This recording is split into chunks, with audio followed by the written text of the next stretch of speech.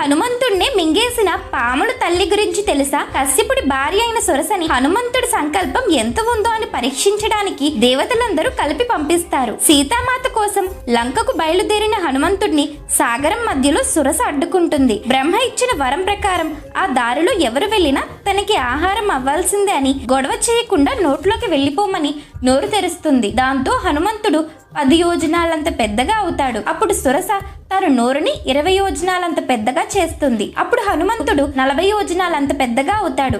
దాంతో సురస మళ్ళీ 60 యోజనాలంత పెద్ద నోరుని చేస్తుంది. మళ్ళీ హనుమంతుడు 100 యోజనాలంత పెద్దగా అవుతాడు.